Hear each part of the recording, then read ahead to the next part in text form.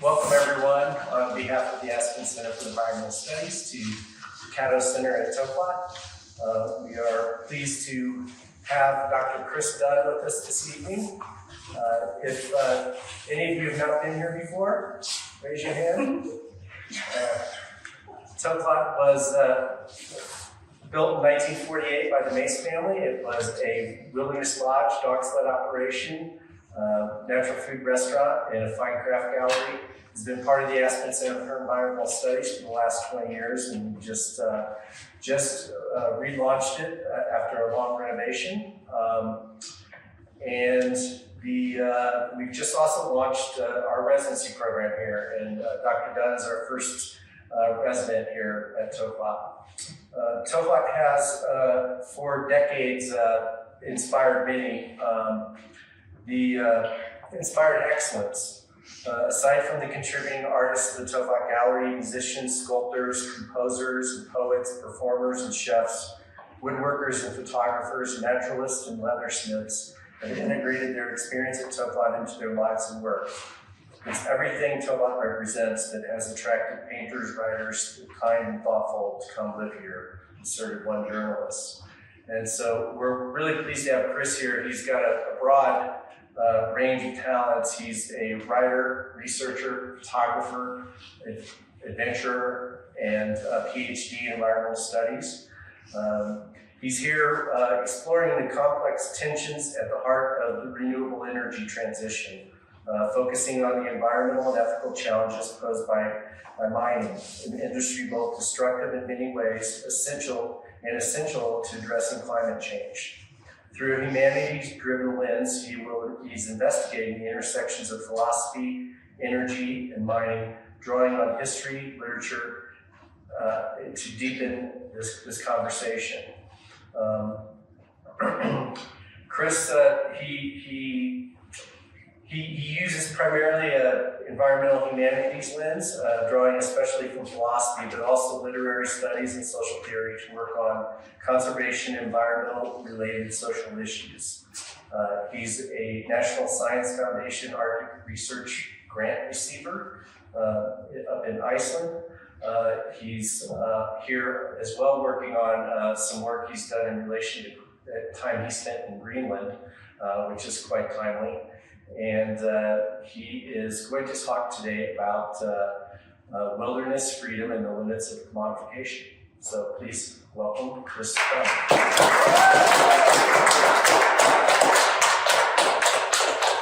Thank you, Trevor. Thank you all for coming. I really mean that. And for giving your attention for a little while for this talk. And I especially want to thank ACES for having me here. It's a really big deal to have a nice place to stay and time to work. And I have been working a lot, and it has made a big difference. So I just want everyone to know that. And the support I've gotten from the naturalists and everyone staying here as well. And thank Sarah at Wild Rose Education for co-sponsoring another talk I'm going to do on the 2nd, and for letting me know about the possibility of this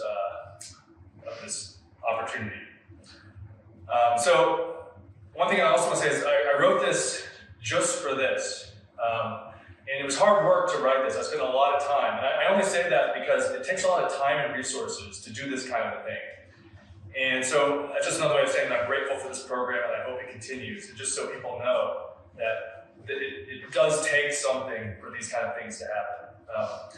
And my talk in the 2nd is going to be totally different. It's going to be photography, adventures, and environmental issues. So before I start, I want to give an attribution. This is dedicated to the late philosopher Albert Borgmann, who was a mentor and friend, who I think diagnosed the American soul, both our better angels and dark spots, and tried to deliver us from ourselves, on whom this relies heavily, and who would have given it in its entirety by memory. So forgive me for reading. All right, the basic premise of this talk is simple. We are living through a moment of extraordinary challenge. Commodification is an increasingly powerful force shaping our world. Wilderness has long been a counterforce to commodification. I will begin by taking a critical look at this moment we find ourselves in, provide a brief introduction to wilderness, outline the meaning of commodification, consider freedom and how it relates to each of these, discuss how wilderness can help us better understand the meaning of freedom, can reveal the limits of commodification, and can inform everyday life. I will conclude by briefly considering where we might be headed. Present moment. We are living in many ways at the pinnacle of human achievement and well-being. By some measures, in the wealthiest nation on earth, not just now, but ever. We are living through an era of challenge and crisis at the same time, of ecological crisis, exemplified by climate change, biodiversity loss, and plastic pollution. A mental health crisis, particularly amongst young people in developed countries like ours, likely mainly due to smartphones and social media, coupled with concern for a viable future. A crisis of meaning and despair, exemplified by loneliness, addiction, and suicide. A public health crisis due to lifestyle diseases caused by poor diets and sedentary lifestyles. And a political crisis, the breakdown of democratic institutions and the rise of tyrants, none of which wilderness can solve, all of which wilderness can contribute towards solving. This political moment, while not without hope, is significantly marked by domination, cruelty, ignorance, and exploitation. Dominance. Our present governance is one of brute force without principle. When reasons are given for some action, they are arbitrary, uninformed, and contradictory. A member of the White House staff recently remarked that they are entitled to act with impunity in accordance with the world's iron laws of strength, force, and power. The president himself recently stated that his only restraint on action was not law, but his own mind, his own morality, whatever that means. The law, it seems, is irrelevant, leaving only the triumphant will of der Führer. This glorification of brute force will be symbolically expressed in an upcoming Ultimate Fighting Championship match at the White House on the president's birthday. It has previously been expressed in a military parade through the streets of DC as a precursor to sending militarized police and military forces into American cities. It is further expressed by threatening smaller countries, demanding tributes from countries, universities, and companies, sending the Justice Department to persecute rivals or those who do not bend to the president's will, withholding funding from blue states and cities, and through attempts to dominate truth through lies and propaganda, including the emergence of a Russian-style state media. In certain respects, what we are witnessing is nothing new. It is in fact the original impetus for philosophy. Ancient Greece endured a period of tyrants, and afterwards Socrates was tried and sentenced to death.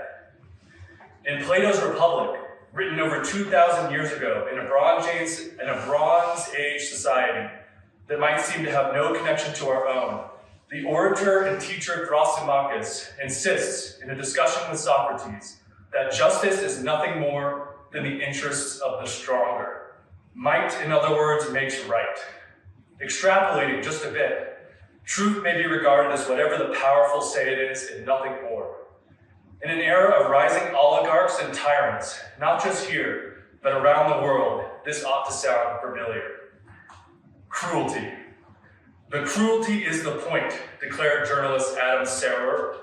Expressions of cruelty have included insulting and scapegoating rivals and vulnerable groups, gutting poverty aid, withdrawing foreign aid, denying FEMA aid, murder on the high seas and in American streets, arbitrarily eliminating federal jobs, ignoring victims of sexual abuse, indifference to the often legitimate causes of migration, to include climate change leading to drought and crop failure, tyranny and war. Abuses of immigrants and indifference to even American citizens within the terms of constitutional law. Ignorance. We see this in climate change denial, medical and health chaos, lack of understanding of the drivers of migration, lack of care about other cultures and peoples, ignorance of the value of cooperation and of basic respect, and indifference to beauty in any meaningful sense. all while cutting off the head of excellence, the noble pursuits that we ought to be most proud of, by eliminating funding for science, the environment, arts, and humanities, and redistributing the nation's wealth to domestic militarization and some wealthy few. Though I must happily acknowledge a recent Senate restoration of funds for science and parks. Exploitation. This is nicely summarized in a recent New York Times article. Quote, a review by the editorial board relying on analyses from news organizations shows that Mr. Trump has used the office of the presidency to make at least $1.4 billion. We know this number to be an underestimate because some of his profits remain hidden from public view and they continue to grow. Aristotle, writing more than 2,000 years ago, saw clearly and warned that a government whose leaders work to enrich themselves might still call itself a republic and might still go through the motions. But when the aim of government shifts from public good to private gain, its constitution becomes an empty shell. The government is no longer for the people. Let's shift gears now to wilderness. I promise this will all come together. What is wilderness? Wilderness is both intensely simple and immensely complex. This complexity arises mainly because wilderness has many different meanings in different contexts, and its meaning has shifted over time, a bit like the word nature. Wilderness can be understood in a legal sense, a general sense, and even a cosmic sense.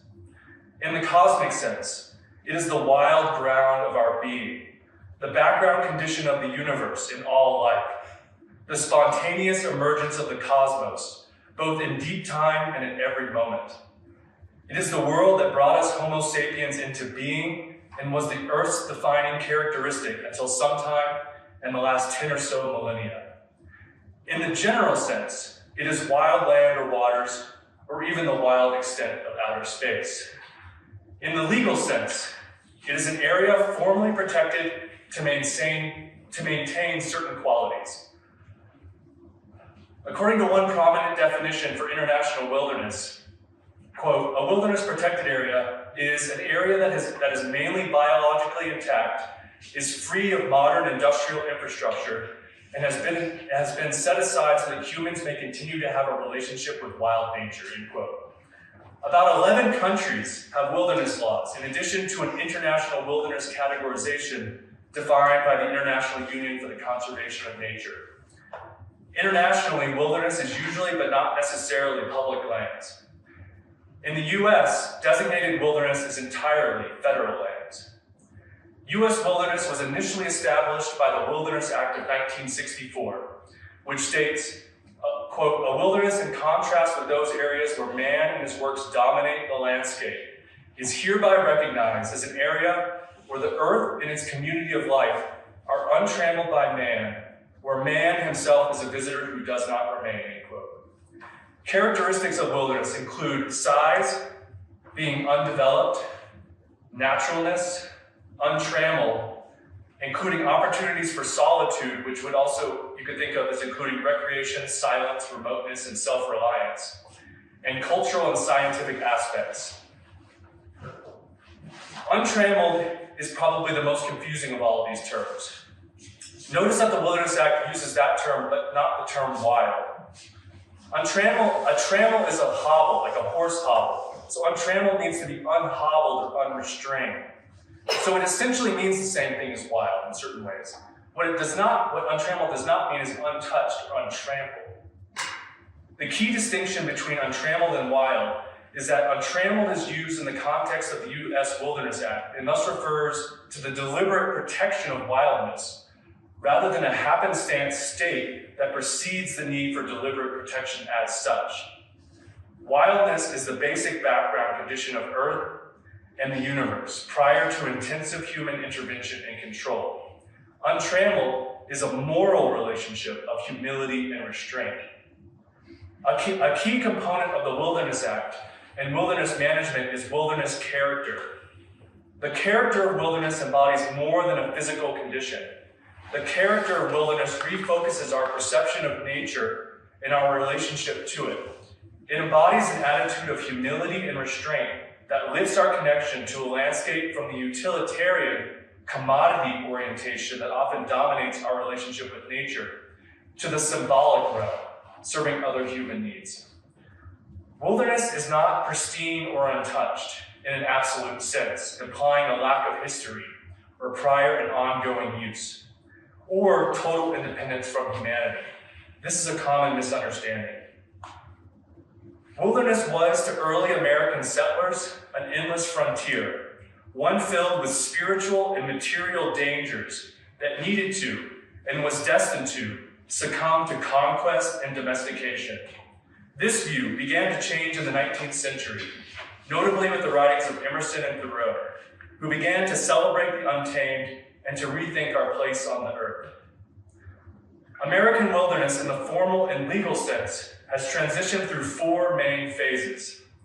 The first, the progressive era at the turn of the 20th century, in which the main perceived threat was resource extraction, and defining elements included debates between John Muir and Gifford Pinchot, often rendered in terms of preservation versus conservation, including the battle over the building of the Hetch Hetchy Dam in the newly created Yosemite National Park, which Muir lost, and the dam was built. The interwar period, in which the main perceived threat was recreational, specifically automobile intrusion. Defining elements included concerns with road building, automobiles, and a consumptive relationship with nature. This was when the Wilderness Society began, whose founding members included Aldo Leopold, Bob Marshall, Benton McKay, and Robert Sterling Yard. The post-war period, in which the main perceived threat was again resource extraction. Defining elements included the battle over western dams in Echo Park and on the Colorado River, as well as overgrazing and logging. Concerns with automobiles persisted, but were less prominent. This was also when the Wilderness Act was passed. And fourth, the contemporary period, from about 1969 on, although perhaps there is a period split that I or we have not yet identified. This has included environmental crises such as climate change, critique and debate about the reality, efficacy, and justice of wilderness, expansion and refinement of designated wilderness, and the internationalization of wilderness. One thing I want to highlight is the prominence of concern with roads and vehicles at a critical time in the history of wilderness. Leopold was concerned with the impending motorization of every last nook and corner of the continental United States, that's a quote, mainly because it would leave only room for a mechanized relationship with the land. In Leopold's words, quote, machines and engineering had come to play powerful intermediary roles in the relations between humans and nature, creating a mechanized relationship with the land, end quote. Leopold again, it is the expansion of transport without a corresponding growth of perception that threatens us with qualitative bankruptcy of the recreational process.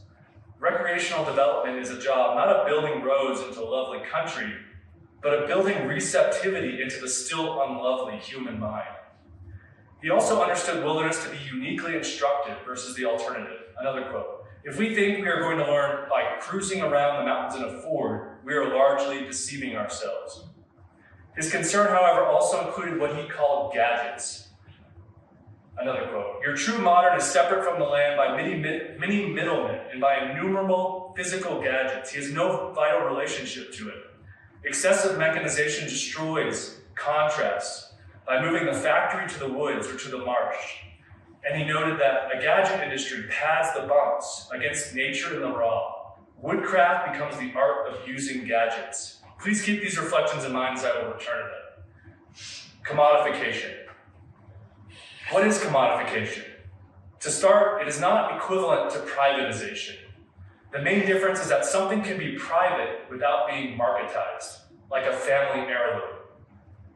Further, there are two forms of commodification, economic and moral. I will start with economic and return later to moral. Economic commodification is bringing something into the marketplace that previously was not, thus making it available for purchase or sale, and thereby also affixing a price to it. This could be derived from either the realm of public goods or the non-market personal or household private realm. So for instance, taking public land, which is obviously a part of what I'm talking about, moving it into the private realm would be, for sale, would be a kind of commodification. Or taking something a household, like let's say your family heirloom, and selling it. That would commodify.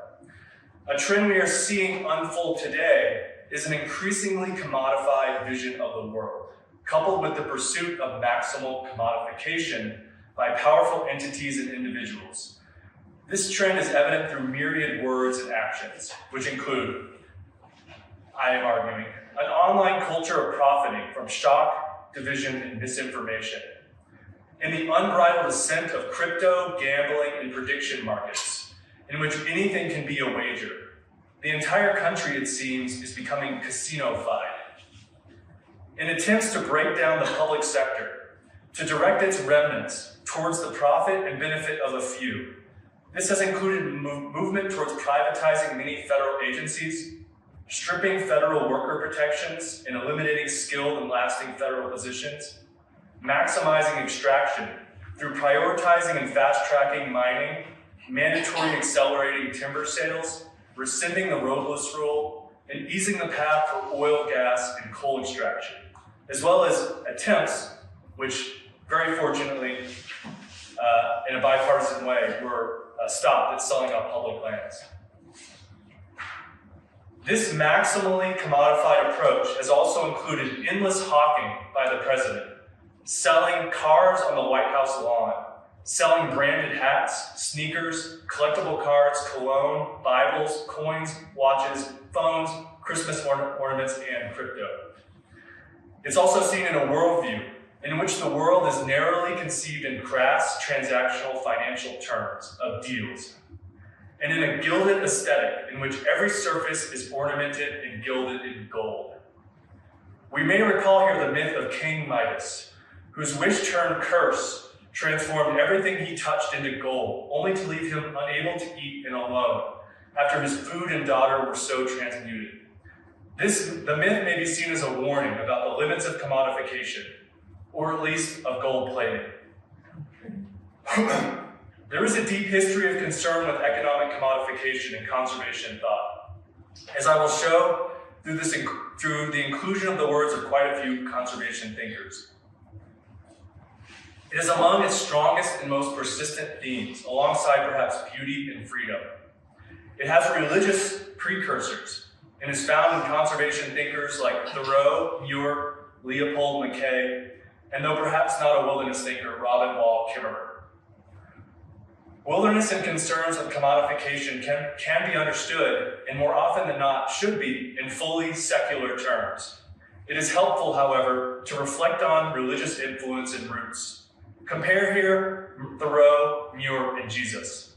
I didn't expect to laugh like that. Thoreau, no wealth can buy the requisite leisure, freedom, and independence, which are the capital in this profession, the walking he's referring to. It comes only by the grace of God.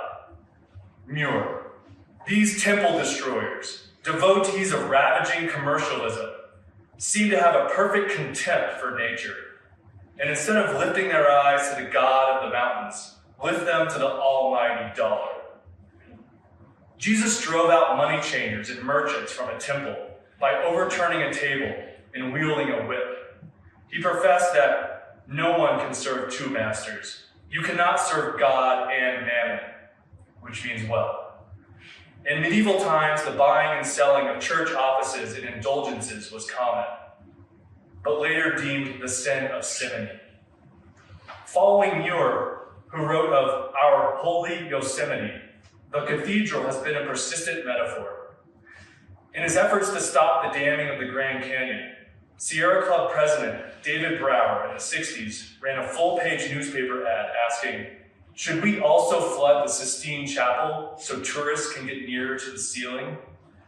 Decades later, Ed Abbey reflected that we are learning finally that the forests and mountains and desert canyons are holier than our churches. Therefore, let us behave accordingly.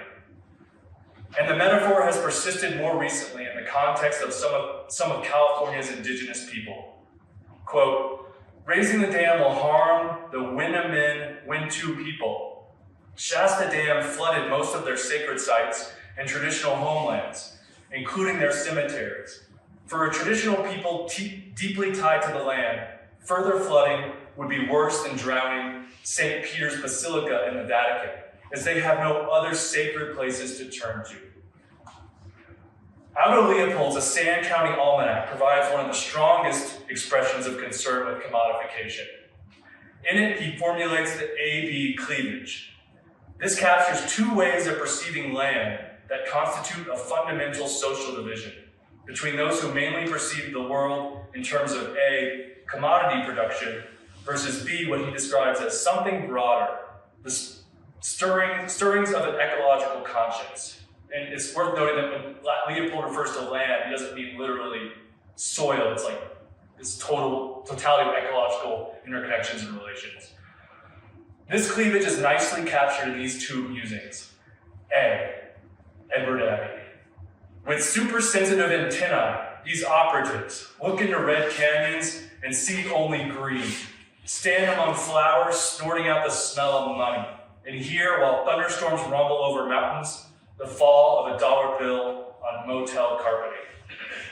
B, Leopold. It is inconceivable to me that an ethical relation to land can exist without love, respect, and admiration for land, and a high regard for its value. By value, I of course mean something far broader than mere economic value. I mean value in the philosophical sense. Wilderness was from its very inception thought to be a respite from the commercial world. Benton McKay, founder of the Appalachian Trail, described, quote, the outdoor community life as an offset and relief from the various shackles of commercial civilization, and implored that the camp community is a sanctuary and a refuge from the scramble of everyday worldly commercial life. It is in essence a retreat from profit. Cooperation replaces antagonism. Trust replaces suspicion. Emulation replaces competition. Abbey, in Desert Solitaire, wrote that wilderness draws all whose nerves and emotions have not yet been irreparably stunned, deadened, numbed by the caterwauling of commerce, the sweating scramble for profit and domination, and referred sardonically to Arch's natural moneymen. And to round out this barrage of quotes, Robin Wall Kimmerer addresses commodification in braiding sweetgrass and the service berry, specifically contrasting a commodity to a gift. Quote, it seems absurd to me that someone could own water, a free gift that falls like the proverbial manna from heaven. Could you sell manna without spiritual jeopardy? I don't think so. She notes that a commodity, in contrast to a gift, creates no inherent obligation, no ongoing bond, whereas a gift creates ongoing relationship. Quote, it is the cardinal difference between gift and commodity exchange that a gift establishes a feeling bond between two people. In challenging commodification in a deeper sense, she reflects that in material fact, strawberries belong only to themselves. And finally, in the settler mind, land was property, real estate, capital, were natural resources. But to our people, it was everything. Identity, the connection to our ancestors, the home of our non-human kinfolk, our pharmacy, our our library, the source of all that sustained us. Our lands were where our responsibility to the world was enacted, sacred ground. It belonged to itself. It was a gift, not a commodity, so it can never be bought or sold. This concern with commodification or commercialization is reflected in the Wilderness Act. Its prohibition on commercial enterprise, stating there shall be no commercial enterprise, demonstrates a clear intention to keep this form of commodification at bay. That it applies to federal, that is public, lands for the permanent good of the whole people substantiates this intention. But what is wrong with economic commodification? In some instances, something bought and sold seems desecrated, cheapened, but why? Why do the Beatles sing "Can't Buy Me Love"? Kimmerer offered one reason. It disrupts a kind of relationship. Sometimes there are clear moral implications. For example, criminal justice, like paying off a judge, is unfair. Sometimes the thing sold loses its authenticity. For example, friendship. A friend you pay to hang out with you is probably not much of one. There are some things that simply should not be sold, morally speaking. Human life, justice, fundamental rights and freedoms, love and friendship, and political power. Yet none of these are immune. Many now bought and sold in our nation's capital. In many other cases, it is less clear. The moral boundaries are hazier. For instance, surrogacy, body parts or bodily fluids, like a kidney, blood, egg, or sperm, or education. More pertinent for this consideration is construing ecological functioning as ecosystem services, which includes attaching an economic valuation to every component of the biosphere, from the vegetative production of oxygen to the coastal buffering mangrove wetlands provide against storms. What would it mean to commodify wilderness? On the extreme end is Disney's Wilderness Lodge in Florida, which, besides its name, has not much to do with wilderness. In the context of wildlands, it may lose its public status or become inaccessible through high entrance fees or exclusive access, or it might be filled with cheap t-shirt and fudge shops. We wouldn't necessarily condemn someone, though, who hires a guide. Well, perhaps in certain circumstances. I was in the Himalayas and saw a Sherpa dragging his client behind him up a mountain with an attached rope. This is a bridge too far. Commodifying wilderness is problematic in a deeper sense than the blight of a fudge shop. Wilderness offers the opportunity to connect with something larger than ourselves, something not produced and marketed, something older and deeper. This is a key part of the value that would be lost if wilderness was commodified. By value, I of course mean something far broader than mere economic value. I mean value in the philosophical sense. Freedom. We again find deep precedents of concern with freedom in wilderness thought.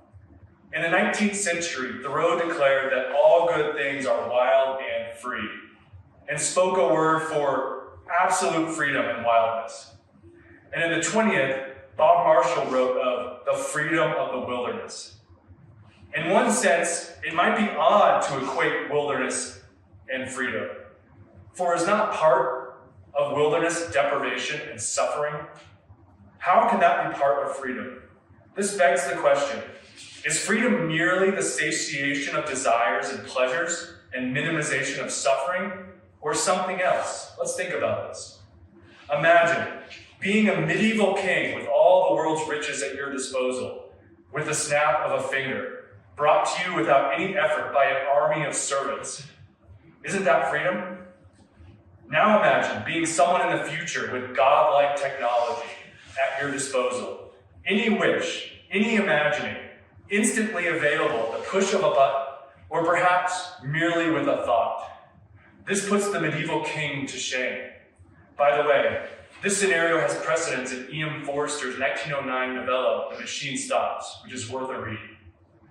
Both of them, the king and the techno-god, are the recipients of burdenless commodities. But what is lost in each case? For one thing, the struggle itself, the struggle of being human, which includes becoming who you are as a person, being integrally involved in the world as a giving and taking creature. This is a moral cost in a special sense of the term, as I will soon describe. There is also a moral cost in the traditional sense. The king can have his wishes met through power and domination in a feudal system of an uneducated peasantry. The technological God-man is likely reliant on a vast extractive network, likely extended far out into the galaxy, with social and environmental effects. I doubt we will ever have totally free and unlimited, that is costless, energy and materiality. In each case, the result of such radically disburdened, commodious consumption is boredom, disengagement, and loneliness. Ultimately, alienation, which is a feeling of being detached from others in the world, of not being at home in the universe. Like the king and techno-god, modern technology has delivered us from many burdens. of grueling physical labor, painful ailments, or dealing with difficult community or family members who in traditional village life, one would have had to interact with regularly for an entire lifetime. However, this disburdenment comes at the expense of interconnections with places and others. Frictionless consumption enacts spiritual, ethical, and environmental costs. But if freedom isn't merely the satiation of desires, in what sense is freedom found in wilderness? I've so far come up with 10 ways to describe the freedom of the wilderness. If you think of any more, please let me know. First, freedom is contrast, or freedom from. For early wilderness advocates, wilderness provided needed respite from a noisy, polluted, mechanized civilization, a contrast that is likely still relevant today, though now also perhaps to screens and the internet. Wilderness provides a contrast to the everyday, partly through deprivation, limitation, and simplicity, but also beauty and adventure. This contrast illuminates our everyday world and gives it new perspective. We can come to more fully appreciate the things we have when we've been away from them for a while. For some, often especially indigenous people, this includes freedom from the market or cash economy. Second, freedom from typical social constraint. Wilderness does have rules, with more unpopular parts, but its primary limitations are those necessitated by the world itself. What is needed to survive and thrive there, and by ethics, leaving it in good condition for those to follow.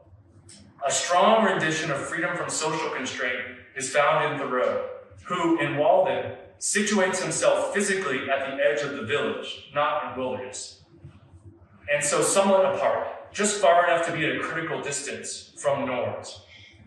For Thoreau, freedom not only included liberation from social constraint, but also simultaneously a sense of connection to something beyond the social milieu. Hence, third, connective freedom. This freedom of alternative or deeper forms of engagement, which can include feeling embedded in something larger than oneself. This rests partly on the recognition that deep attentiveness is fragile. It needs the right kind of conditions to prosper, which wilderness can provide. Fourth, freedom as disconnection. The freedom to go off grid and out of touch. Abbey equates this with primitive freedom. He says, cutting the bloody cord, that's what we feel. The delirious exhilaration of independence, a rebirth backward in time and into primeval liberty, into freedom in the most simply literal, primitive meaning of the word, the only meaning that really counts. Fifth, freedom is self-reliance, the freedom to make mistakes and learn, and thus to build confidence and grow as a person. Sixth, freedom from active guidance. Depending on exactly where, wilderness includes a relative lack of designated overlooks, of signs, sometimes even of trails, thus placing the onus on visitors to plan and decide where to go, what to do, and how to get there. 7, aesthetic freedom. The freedom to experience the world in novel and contrasting ways, with the fullness of our senses. Bob Marshall noted that in an automobile, certain doors of sensation were entirely shut.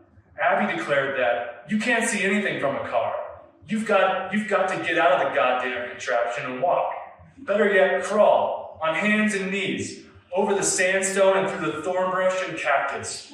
When traces of blood begin to mark your trail, you'll see something, maybe. And again, Abby, a man on foot, on horseback, or on bicycle will see more, feel more, and enjoy more in 1 mile than the motorized tourist can in 100 miles. 8, freedom is self-definition. Time in wilderness makes us stronger and sharper, and gives us time and place to reflect on ourselves and on who we are. Not only in the midst of the corner of wild earth in which we find ourselves, but in the incomprehensible vastness of time, that which precedes us and will outlast us, and in space, eons of near emptiness dotted by distant furnaces of blue, silver, and gold, utterly remote and indifferent to us, yet somehow integral to our existence. 9, freedom from hierarchy and domination. In solitude, one is oneself. The mandates of bosses or gender norms mean little or nothing. In large part, no one is there to tell us who we are or what to do. No one is watching and judging us. The freedom that we ourselves feel in wilderness, from domination and hierarchy, we in turn extend to the land and its inhabitants. And it is in this very extension that we find our own liberation. For the king and the techno-god-man aren't truly free. In dominating reality and others, they are diminished. They become dependent, helpless, like infants at the breast, unable to provide for themselves. Dependent even for their identity and meaning, as these become defined for them as power over someone or something.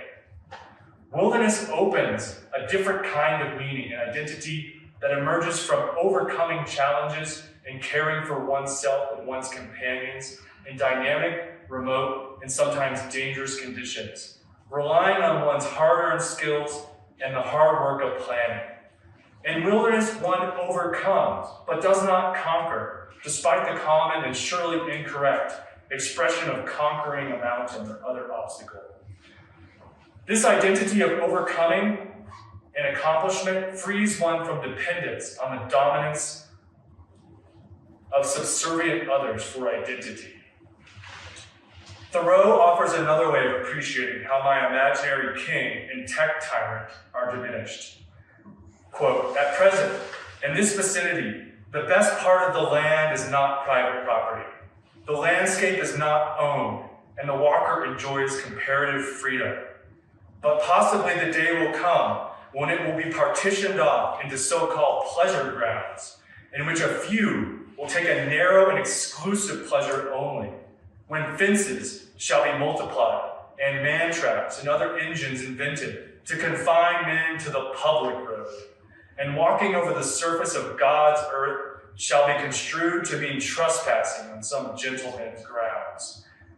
Here's the important part. To enjoy a thing exclusively is commonly to exclude yourself from the true enjoyment of it. This liberatory freedom from control and domination is essentially what is meant by wild or untrammeled. Aldo Leopold crucially positions his land ethic in opposition to the conqueror who would seek to dominate ecological systems. Quote, "In short, a land ethic changes the role of Homo sapiens from conqueror of the land community to plain member and citizen of it. It implies respect for his fellow members, and also respect for the community as such. In human history, we have learned, I hope, that the conqueror role is eventually self-defeating. Why? Because it is implicit in such a role that the conqueror knows ex cathedra just what makes the community clock tick, and just what and who is valuable, and what and who is worthless in community life. It always turns out that he knows neither, and this is why his conquests eventually defeat themselves. And so part of the freedom of the wilderness is experiencing the world as free persons, and liberating ourselves and accepting the freedom of the wild world around us. Recall the preamble to the Wilderness Act. A wilderness, in contrast with those areas where man and his works dominate the landscape, is hereby recognized as an area where the earth and its community of life are untrammeled, uncontrolled, unrestrained, is what that means by man. Notice wilderness here specifically defined in contrast to domination and control. Untrammeled means to be uncontrolled. Wilderness is thus inherently, at least partly, about power. The recognition of our own and the need to sometimes thoughtfully limit it. Wilderness thus creates space for the freedom of nature by limiting our own power, while simultaneously creating space for human freedom from typical external social constraints. This human freedom is, however, tempered by the constraint of ethics. We thus arrive at 10, the last that I offer, ethical freedom, or freedom as autonomy. Philosopher Mark Woods defines freedom as internalized constraints. While wilderness removes many external constraints, we are still subject to ethical laws imposed from within. In addition to these freedoms, wilderness also reveals the limits of freedom construed as consumption. Leopold understood this non-equivalency in his awareness that ease of access enabled by vehicles is not the same as more freedom. It is rather a qualitative shift, a qualitative distinction between forms rather than mere degrees of freedom.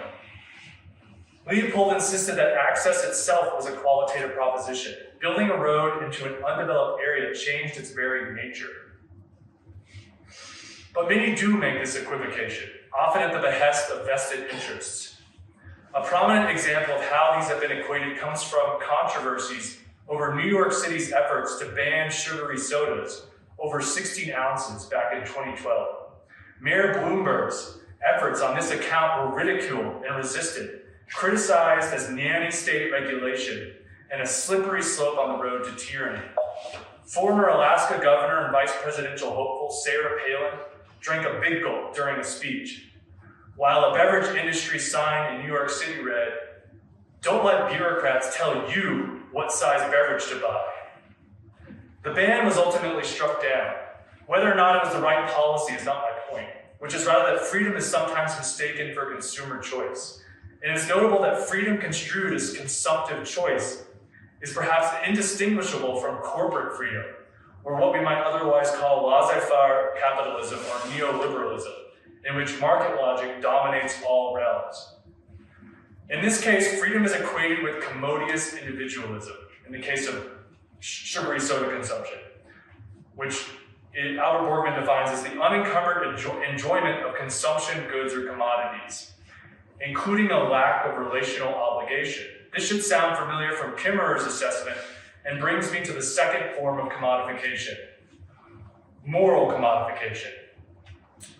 Moral commodification is the detachment of a thing or practice from its context of engagement with a time, a place, and a community, in which a commodity, an end product, is delivered as a pure pleasure or unencumbered enjoyment that is decontextualized, convenient, and comfortable, and instantaneously available. A commodity in this sense requires little of us, minimal engagement, skill, or struggle. Typically, all that is needed is a technological device. Light and warmth are provided at the flick of a switch or the push of a button, without the difficulty of starting and maintaining a fire or collecting wood. Food can be instantly delivered to your home by phone app, without the skill to cook or the need to go anywhere or talk to anyone, much less to hunt and gather. Or compare a luxury ride to a comfort-controlled hotel to backpacking in the wilderness. In these examples, light, warmth, nourishment, and scenery are commodities. They've been morally commodified in the sense that I mean. In each of these cases, the commodity delivered is purchased, but a moral commodity need not be. What is crucial with moral commodification is not the fact of purchasing, but the form the end product takes, how it is delivered, and to what extent it displaces engagements with the world. One need not go outside, confront other people, bask in the sun, or endure the cold to obtain its products. Moral commodification levels the world into a purity of ease and availability. We also see this pattern in social media and AI chatbots, which offer the commodities of friendship and relationship. We find the moral commodification of reality itself in virtual reality and in some generative aspects of AI, threatening to submerge us into hyper-reality. It is technology that enables this process of moral commodification and delivers these commodities.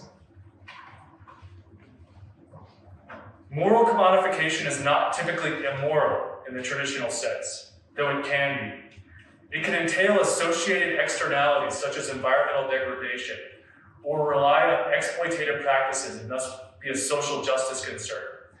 Enabled in part because these costs are pushed out of view. A brown package appears on your steps, or an AI video is summoned with a few clicks, and you need not concern yourself with what was required to bring it into being. The water and energy to supply data centers, or the potential environmental costs, or forced labor to produce the packaged good. I'm getting towards the end. Moral commodification in the form of cyberspace as mediator, shaper, and includer of reality has profound political implications. Much of our current political chaos is fueled by online disinformation, sensationalism, conspiracy theories, and an atmosphere of divisiveness and negativity, driven by profit-maximizing social media algorithms. The commodification of our attention. At its extreme, moral commodification leads to radical disconnection. We are living through the era of basement-dwelling internet trolls, QAnon, deepfakes, extreme political polarization, and internet addiction so acute that Korea and China now have digital detox centers. We are barely clinging to a shared and grounded reality. In one sense, technology can displace interactions.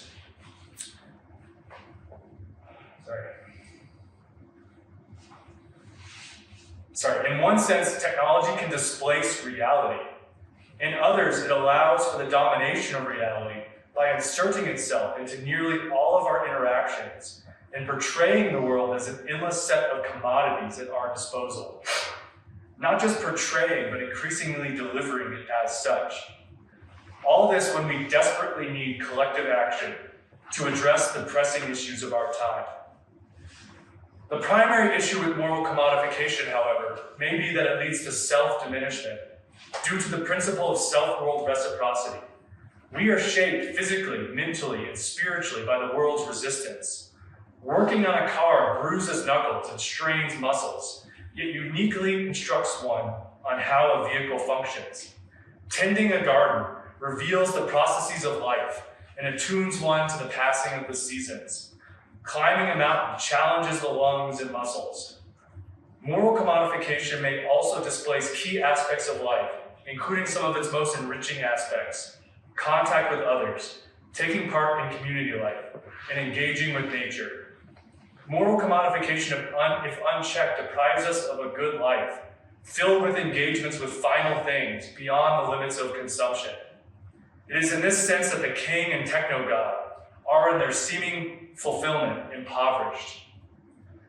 Philosopher Albert Borgmann offers this example, demonstrating the limits of commodification in relation to wilderness, and thereby shedding further light on the concept of moral commodification. He says, technology cannot overcome and secure wilderness. It can procure the beauty of the wilderness only by either killing it or keeping it at bay. Technology kills the wilderness when it develops it through roads, lifts, motels, and camping areas. It keeps the wilderness at bay when, without affecting untouched areas permanently, it insulates us from the engagement with the many dimensions and features of the land, as it does through rides and jet boats and helicopters. Here we can see that technology, with its seemingly infinite resourcefulness in procuring anything and everything, does have a clear limit. It can procure something that engages us fully and in its own right, only at the price of gutting or removing it. Moral commodification is this insulation or procurement while keeping it bay. Wilderness restores our connection with reality, the world's commanding presence and defining resistance, and reveals the limits of consumption. Some things in places like wilderness constitute moral centers or moral forces in human life, in distinction to technological decentering, which scatters our attention, flinging us across time and space in the placelessness of cyberspace and heedless consumption. This belief and concern is reflected in the history of wilderness thought. Recall Leopold's worries about the incursion of the automobile into every corner of American wildlands, and his concern with gadgetry. Conservationist and pioneering wolf biologist Adolf Murie wanted to ensure that, quote, the Park Service is not selling its soul to the public demand for easy comfort and amusement. In other words, these thinkers and doers were concerned with both economic and moral commodification, manifested at the time primarily in a concern with roads and automobiles. Informing everyday life. Wilderness cannot be delivered as a commodity. For once commodified, it becomes something else. This is also true of aspects of daily life like friendship, love, and truth. These are the ends to which we strive. It need not be means to anything further. We can rest with them when they occasionally arrive in their fullness. It is in these glimmers of completion that wilderness reveals the limits of commodification and the meaning of life. Wilderness, like other final things and moments, are whole and complete unto themselves. They have this status largely because they are grounded in ourselves as evolved creatures of the earth. For eons, we lived in small groups of support, gathered nightly in conversation around fires. In wilderness, we are re-immersed in the ancestral environment, the kind of conditions, though not equivalent, to those in which we evolved, and compared to which our contemporary condition is temporally a thin veil, a dusting of mountain snow. In wilderness, one is exactly where one is, in a specific place, in a specific time, engaged mentally, bodily, and sensorially, and let's call it spiritually, in contrast to an often hairy, splintered everyday, or the placelessness of cyberspace. Wilderness is a moral force in this sense. Wilderness provides orientation and grounding by reminding us of how we fit into the world's broader context, what truly matters and what is real, what space and time feel like, the reality of risk and consequences, of life and death, and of energy and exertion. One way of describing such finality might be as sacred. A fundamental question is whether the natural world is merely a storehouse of resources or something vital to our lives. The sacred expresses this latter possibility, and recognizing a sense of integrity and meaningfulness in things that are not a mere projection of human capriciousness or utilitarian consumptiveness. The sacred in this sense, as orienting and fundamentally enriching, need not carry its religious connotations.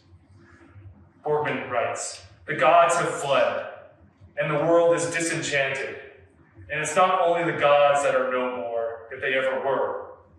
Many people have also lost daily engagement with vital elements that enrich human life. The night sky, clean air, places of solitude, respite from commerce and domination. Maintaining and restoring these requires something of us. Or as Borgmann put it, the wilderness is many things, but one thing that it can be is a sacred place that teaches us a new kind of responsibility. And once we have learned it, we have to carry it into civilization." What's the sacred today, asked Borgmann? We can think of it as a quality that certain things of history, religion, art, and even of everyday life have. It's the most important feature of that thing, the feature that sets it apart from the rest of the world. A sacred thing commands our respect and devotion, and lends our being in the world a sense of orientation and gratitude, if only for a moment. The gods have fled, but we still have the sacred. This conception of the sacred differs markedly from that of those who, while failing to recognize the sacred in any meaningful sense, aggressively assert a kind of exclusive religious brutalism. Those same people who have erected a wall of denial and willful ignorance and aim to destroy any challenge to it. Something that wilderness also teaches, which we must carry back with us, is ecological humility. That we are not and should not be ultimately in charge of this world, much less the universe. That the wide variety of life on this planet has its own purposes, its own willfulness apart from us. That the wild world is lovingly indifferent to us. Its astounding beauty is profoundly engrossing, inviting us at times to believe that we deeply belong here, even as we know that its genesis is utterly alien, that it will persist long after our absence, that our presence is too indelible to remain in the ancient memory of any mountain, river, or swamp. It is in this strange tension that we find ourselves and lose ourselves, that self and world relax into each other. Part of the lesson of wilderness is that there are other ways to be in the world, which we express through the humility and restraint necessary for its preservation, and that perhaps we carry back into the world by cultivating non-dominating relations with nature and others. In the wilderness, however, we also bear witness to brute dominance and unspeakable cruelty. Violent clashes between bull moose for exclusive harem breeding rights. Predators tearing out the throats of their prey. Insects and parasites who torture, hijack, or destroy their hosts. Predators who kill and eat their competitors' offspring. Death by starvation. Nature red in tooth and claw, as the saying goes. This horror is in critical respects inseparable from its beauty. The antelope and the cheetah are entwined in an eternal evolutionary process of co-creation. These beautiful horrors remind us of our own, even as we at times exceed them in their brutality and horrificness. So on the one hand, wilderness is a moral force and an instruction. On the other, we know we should not emulate it without the temperance of ethical reflection. Conclusion. And considering the future. The wilderness is not plated in gold. It is not stamped by anyone's name or brand. Wilderness requires something from us, but offers something in return. Wilderness sustains, yet must be sustained. This is also true for democracy. It is not stamped by anyone's name or brand. It requires something from us, but offers something in return. The wilderness and democracy must also each be fought for. Both wilderness and democracy are threatened by commodification in each of its forms. Democracy, through the corrupting influence of money, the sale of public institutions, of influence, of votes, and even of justice itself. And through the distracting, isolating, and manipulating power of digital media, which divides us and insulates us from reality. Wilderness, through the corruption, partisanship, and attempted dismantling of public institutions, including public lands, and through the mechanization and gadgetry, or developments that insulate us from the precarities and challenges of the wilderness. In both realms, commodification ever remains a danger, one that can slide in subtly through the back door. Beyond the obvious threats to wilderness from the direct frontal assaults of sell-offs and extraction, there are subtler threats. I will briefly address two: digital technologies and the emerging power of outdoor economics. The former mirrors Leopold's concerns with gadgetry, potentially making wilderness travel easy and shielded from risk through instant and ubiquitous navigation and communication. Given that freedom is not commodious consumption, that a primary initial motivating concern for wilderness was commoditization in terms of mechanized transport and gadgetry, and further, since digital technology keep us connected while in wilderness to news and Instagram, to potentially anyone on Earth, and to unlimited information, which, taken together, threaten to turn wilderness into merely an extension of the distracted interconnectedness of daily life and a thoughtless, riskless jaunt. Then these emerging technologies should be understood as contributing towards a kind of moral commodification undermining the power and contrast of wilderness. My intent here is not to condemn technology, but to properly live in the context of its ubiquity. Borgmann again. The wilderness is beyond the procurement of technology, and our response to it takes us past consumption, but it also teaches us to accept and to appropriate technology. Outdoor economics, meanwhile, sells itself as a benign alternative to extractive industries, noting the multi-billion-dollar size of outdoor tourism, including clothing and gear, used in wilderness. Wilderness-adjacent real estate may be some of the most valuable, but that is not why wilderness exists. The danger is that wilderness becomes construed in mainly financial terms, seen merely as a vehicle to haul around expensive gear in, and thus economically commodified. I have brought us on a winding journey through contemporary challenges and dire politics, weaving together musings on wilderness, commodification, and freedom. even as we stare down the barrel of tyranny and devastation, I do believe there is hope. Though from this vantage, nothing is certain. It will take significant political engagement to enact the substantial political and technological reform we desperately need. Perhaps this sort of conceptual clarification will be part of moving forward. Hopefully, wilderness will remain a part of this journey. Perhaps we should turn over some tables while wielding a whip to drive out this den of robbers. And I want to conclude lastly with a bit of Thoreau. Flint's Pond. Such is the poverty of our nomenclature. What right had the unclean and stupid farmer, whose farm abutted on the sky water, whose shores he has ruthlessly laid bare, to give his name to it? Some skinflint, who loved better the reflecting surface of a dollar or a bright cent, in which he could see his own brazen face, who regarded even the wild ducks which settled in it as trespassers, his fingers grown into crooked and horny talons from the long habit of grasping harpy-like. It is not named for me. I go not there to see him, nor to hear of him, who never saw it, who never bathed in it, who never loved it, who never protected it, who never spoke a good word for it, nor thanked God that he made it. Rather, let it be named from the fishes that swim in it, the wild fowl or quadrupeds which frequent it, the wild flowers which grow by its shores, or some wild man or child, the thread of whose history is interwoven with its own. Not from him who could show no title to it, but the deed which a like-minded neighbor or legislator gave him.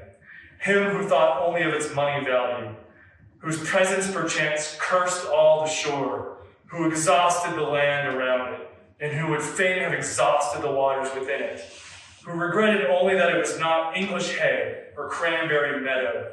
There was nothing to redeem it, forsooth, in his eyes, and would have drained and sold it for the mud at its bottom. It did not turn his mill, and it was no privilege to him to behold it. I respect not his labors, his farm, where everything has its price, who would carry the landscape, who would carry his God to market, if he could get anything for him, who goes to market for his God as it is, on whose farm nothing grows free, whose fields bear no crops, whose meadow no flowers, whose trees no fruits but dollars, who loves not the beauty of his fruits, whose fruits are not ripe for him till they are turned to dollars. Give me the poverty that enjoys true wealth. So thank you for listening through all of that.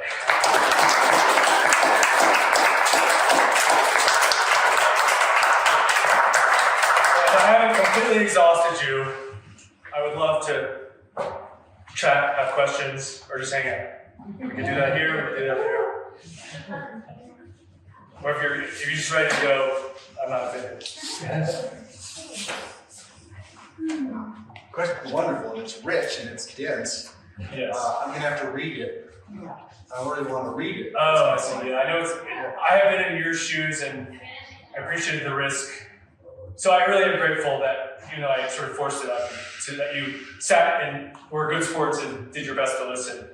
But yes, I've been in your shoes, and I know that it's hard to grasp onto these details just one time through trying to enunciate clearly that. But I would like to publish this. And so one thing I'll say about this, my time here, which I've said it in different ways to different people, but I'm kind of a freelance academic, and it's sort of hard to say, this 1 month I'm working on this one thing.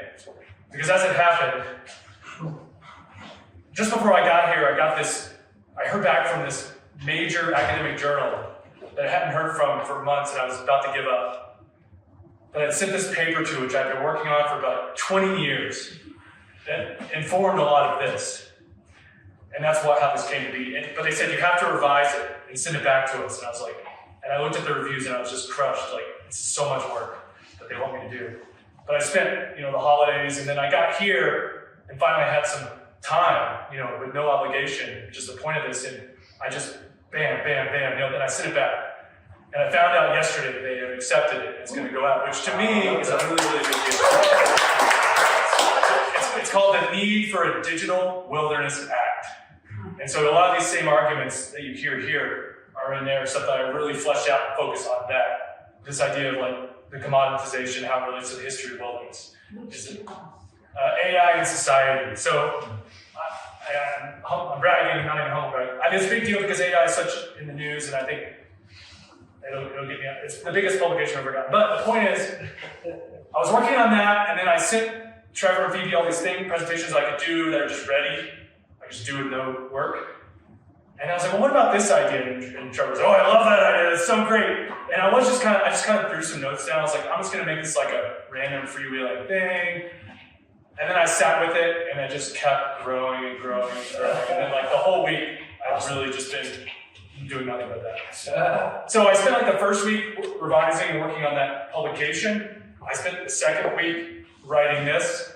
And then I sent the abstract for this. It'll have to be tweaked to be more academic to a conference. And then from there, I could turn it into that's kind of often how the steps go into a paper. But this could be published as a more like the public form. I just have to, it's basically ready to go, I think. Magazine. Well, it's a bit, yeah, maybe it's 7,000. It's a bit long. It could go over there, but yeah, maybe. So anyway, that's a long-winded, but it ties together your two questions, sort of. Right. Wow. I have a question. In your paper, you talk about how, I don't know, I forget who it was, like kind of chased with the idea of like cars and wilderness and Mainly Leopold, but yeah. some other people. But I'm curious to know kind of your feelings towards it, and then also on like the flip side, the idea that it's providing access to places and wilderness, or that feeling that you have in wilderness. Totally. Like for people who don't have access either Yeah. economically or physically. Yeah, it's a good question. So, okay, the interwar period of the wilderness movement was highly motivated by the concern that there would be no places left that didn't have roads and automobiles everywhere, because that was the trend that they were seeing. And it probably would have been the case if they had not fought for that exclusion from certain places. And that's what we mean in large part by wilderness, a place without those two things. Those other things I mentioned. If you look at a map of roads in the United States, basically the entire United States is nothing but roads, with a few little pockets. And so, if one wants to challenge this concern with the idea of wilderness excluding certain things, which would exclude certain people by nature, which is true, one could counter that someone who cannot hike with their own 2 feet can go almost anywhere. Basically everywhere. Every single corner of the country can be accessed. Let's just have a few places, perhaps, that offer something different for those that wish to and are able to go there. So that would be the main reply. And one way that this is often referred to as a spectrum of opportunity within like professional planning, parks and wilderness planning. So a spectrum of opportunity would mean, like within the national park, there's a spectrum of opportunity. Someone who is confined to an automobile. So we might accuse Abby of being insensitive, which is totally great, he totally was, but he's still great. I support him 100%, even his worst, but maybe not, maybe that's a little too far. But we can critically think, we can see the truth in what he's saying at the same time and saying, like, yes, some people are confined to an automobile, and we don't want to leave them out from having the ability to witness beautiful places, of course. But they can do that in a lot of places. So in a park, there are places that are very accessible by automobiles. Then there are places with like paved paths that are accessible by wheelchairs. Then there are places with a little rougher trails. Then there's backcountry. Then there's trailless wilderness. So all of these options are available. It just would be absurd to say, well, because some few people can't access all of those places, and all of those places must be at the highest level of accessibility, which would be paving paradise and putting up a parking lot, right? So that would be the basic retort. But there's also the possibility of disabled people, many disabled people who can't walk can use these kind of like trail type wheelchairs. And they have, so even though there's a prohibition on wheeled implements in wilderness, I didn't name everything about wilderness, but that actually, you can't bring a wheeled cooler. Yeah, it's a little weird, but they're trying to mainly keep out motorcycles and stuff. They do have an exception for disabled people to do that. And so there's a lot of ways that this has been thought of and addressed. And I think the last point, maybe I'm belaboring it, but I just happen to know a lot about it, is I think there are many disabled advocates for wilderness that would say, I don't have to be able to go everywhere. I still want places to be like that, because there's a lot of other good reasons for places to be like that too, beyond just what I can get out of it. So that's kind of a moral position, we might say. I think all of us can say that too, that there's things we know that we're not going to get something out of it, we want to be the case. That's kind of it. That's where that. Yeah, I mean, starting from the notion of it's not all, like, maybe it's not here for us. Wilderness wasn't set aside for recreation. Yeah. Oh yeah, well, It was A set lot aside of for it's clean black and air, ice, but clean air and history, historical purposes. I mean, Yes. lots of reasons. yeah, Ecosystems. you're getting more extreme. no, it's true. It's true. So That's, I don't know which way. I don't know if you're. Well, yeah. Well, that's 100% correct. So in the digital wilderness paper I get into, I parse it out a little more cleanly. There's like two main reasons wilderness exists. One is substantially for recreation, kind of like parks, and the other is substantially for wildlife and the wild world, we might just say, the things that are there. It's definitely both of those things. But even something like you're saying, like clean air and clean water, that also benefits us. So yeah, some of these lines these lines are never perfectly clean, but yeah, it's as Stuart May said, that it exists is its own reason for being. It doesn't need a reason.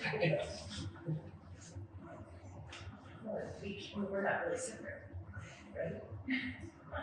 Something else Abby said, and I thought you were going to say it, was about the Grand Canyon of the Colorado River withstanding the transient insult of humanity.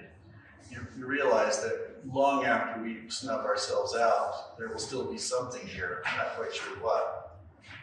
maybe I'll work that in. Transient. The transient insult. Yeah, I don't know that. He was talking about the Colorado River and the dam.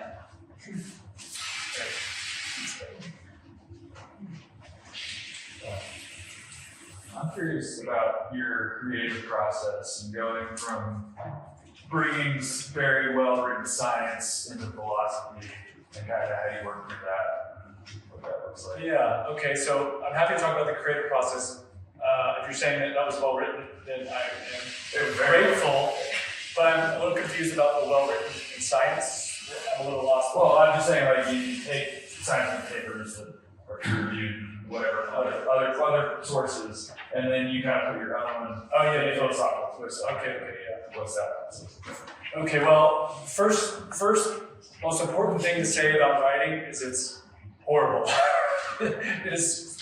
It's horrible and wonderful. It's very hard. And what I noticed writing this and then working on that other paper is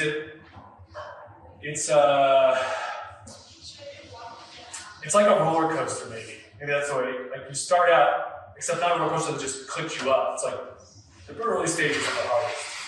You're just like I just have this massive junk, and I'm like, what the hell is all this stuff? I have some vision that I think can come out of it, but it's just like stuff, and I don't know what to do. And I'm like, nothing. This is never gonna work. I don't know what this is, and it's like, wow.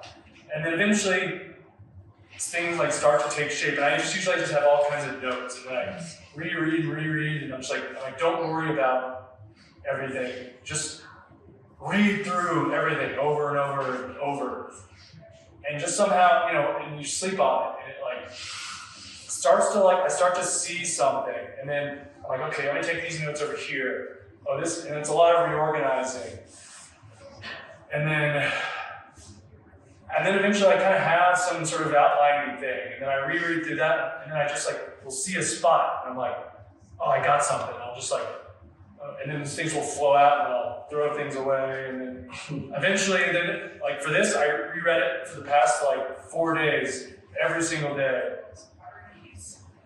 And even yesterday, I reread the whole thing. I thought, the day before, it's done. Like it's so done, but I'll just reread it one more time. And I made so many changes. It took so much longer than I expected.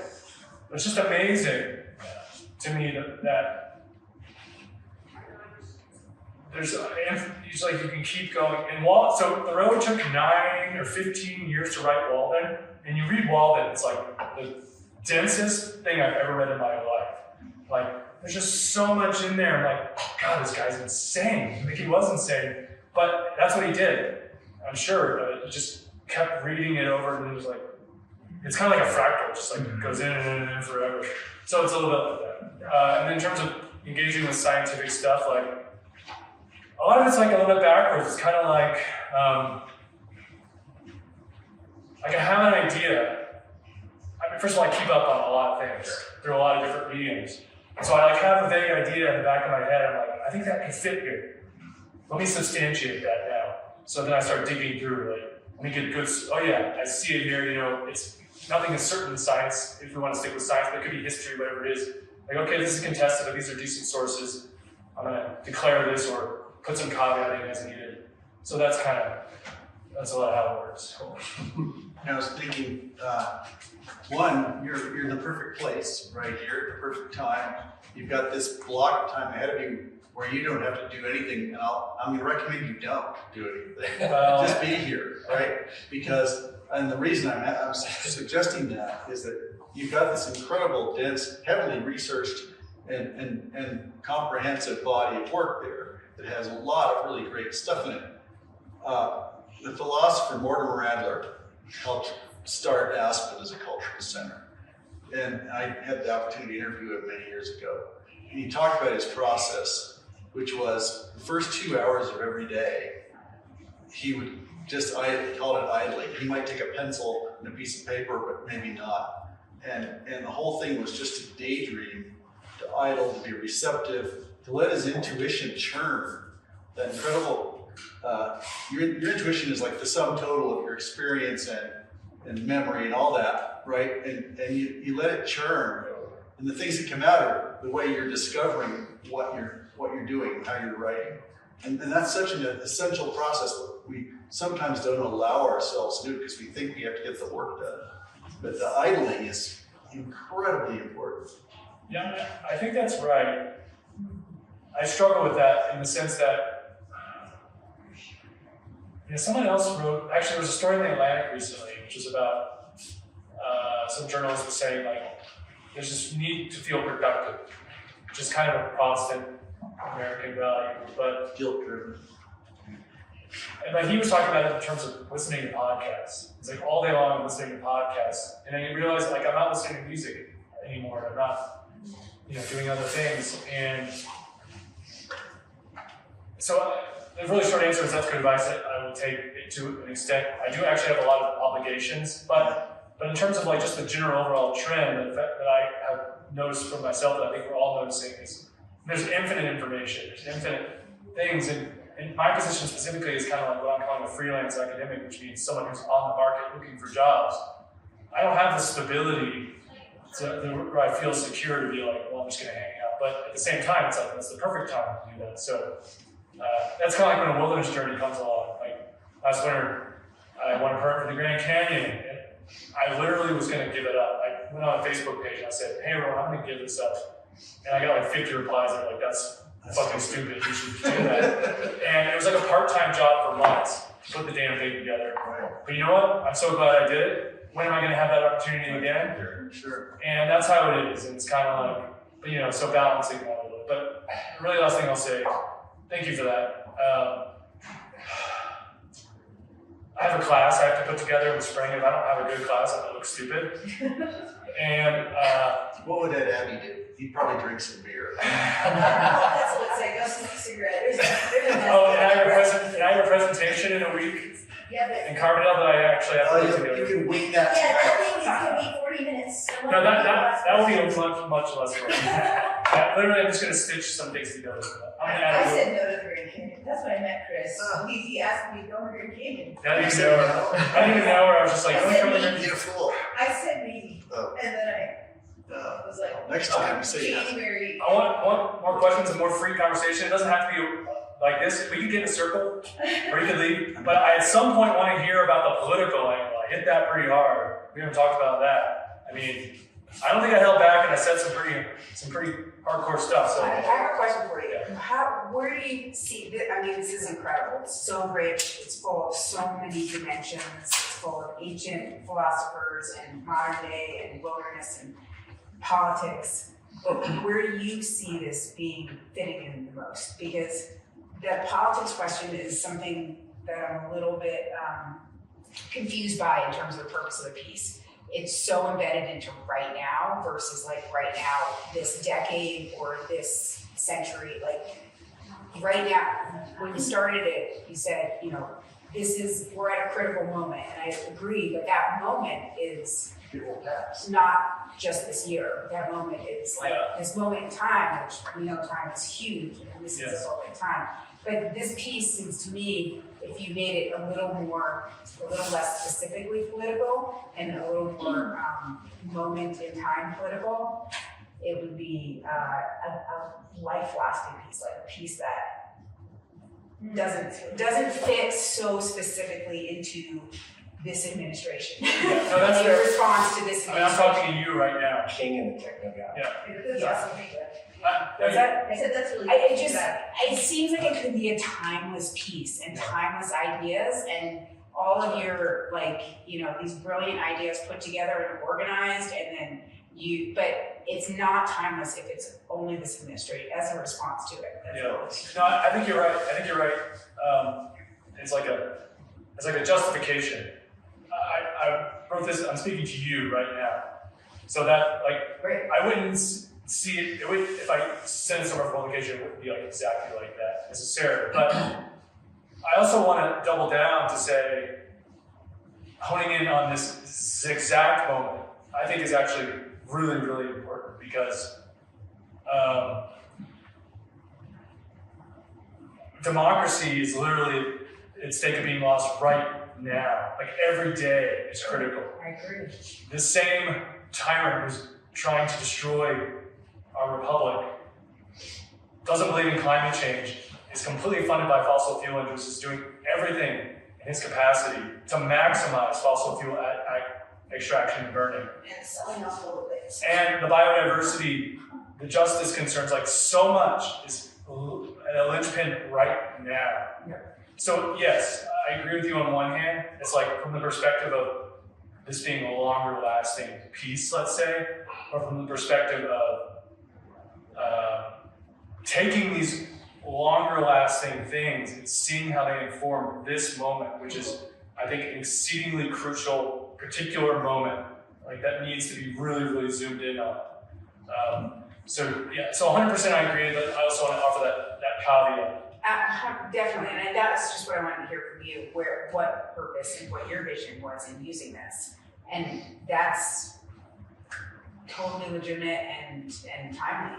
And that's where it would be like, I want you to get this out now. You know, like you need to publish this in the next whatever, so that this timeliness is like really driving. Well, maybe, so that actually I feel like, for me, that's the most interesting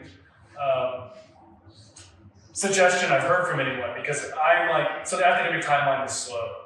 It's like send something to a journal. It took them like 7 or 8 months to get back to me, and I had to revise it. That took like 3 months. I've been working on the damn thing for 20 years, but actually, as I was revising the newest ones, I was adding newer things, and I was like, I'm glad it took that long, because now it's really up to date with all these new things. But maybe I should just send it on a whim somewhere, like to Orion or something, and just see if they'll take it. And then I could redo it for some academic thing later. That's a great idea. I really like that. So that I love that that's your purpose of this. Yeah. And I see like there's the beefiness behind it and everything, but the immediacy of it now. And hone it to a place and try it out. You know, he's in the block. It's true. It's true. Well, like his impact. Like, I don't know. He's I in think, that to be here for a while. his impact and what he's done pendulum will can swing also back. be historic. And in that sense, like this piece, speaking to this moment, Yeah. Well, yeah, it's interesting to it's think going about. to be a very historic moment in X amount of years, looking back on what this administration has done. Like, having pieces that are specific to that time period, I think, is also important. Yeah, Like, you're right. So I'm curious, so I was thinking about textbooks for university classes recently, and textbooks are all 3 years behind on whatever the current science is. They take forever to get published, and so the academic papers do too. So how does long form journalism, it's not journalism, what is this? It's not journalism. It's like public It's an intellectual. essay. It's an essay, but what is the mechanism within the publishing world that's credible and not sound bites at 180 characters, but long form? Is that a broken system? Like, how do It you exists, publish? it's there, it exists. How do you get things published? You have to find a publisher and an editor who's gonna work with you, and they'll probably have some serious work for you to do, but But it doesn't exist. it in exists, publishing. it's still here, there's still long form. Aspen Journalism is trying to do long form. That's true. Well, if you know anybody, You do? We do. That's Paul Anderson? I wonder if Aspen Journalism would take a shortened version of that. a lot of people do Substack these days. Like, Yes. I haven't set one of those. That's a good idea, just to understand it. It's like a language, right? Or a universe. As much as I hate those things. Yeah, but this is interesting just from like the writing and publishing standpoint. I mean, now I'm wondering like the domination. I think like if I left those in place, is there a way to be a little bit more general? You know, because I was very specific, like here's the way these are manifested right now. But these obviously have manifested throughout all time, or in recent American history too. So yeah, there could be other ways. There's an essay written 20 years ago by a technologist. It's called Why the Future Doesn't Need Us. It was in Wired magazine. You might look it up. His name Bill Joy. I think I've heard of it. Yeah, he caused a big stink when He was like Sun. That's worked for Sun. Yeah, he's son or son. Yeah, it just reminded me because there's a bit of a manifesto to it, and if you could have a chat with him about it if you want to. Send it to him. Have you met Paul Anderson? Sarah, that's the guy, right? He will have some great suggestions for you. Yeah, the problem, I've been trying to get in touch with him. Like-minded and has written a lot and has written some books and We'll send him up. has written the pieces that have been published in newspapers. But he might have some insights or understandings of the process. And I think that you guys would bond He's a kindred really well. spirit. Yeah. That's 100%. Like go on a walk with him. Yeah. Thank you all. Well, I'll just reiterate, I'm doing a talk on the 2nd in Carbondale at 3rd Street Center at 6:30 p.m. It's going to be very, very, very different than this. Extemporaneous, just go ahead and wing it.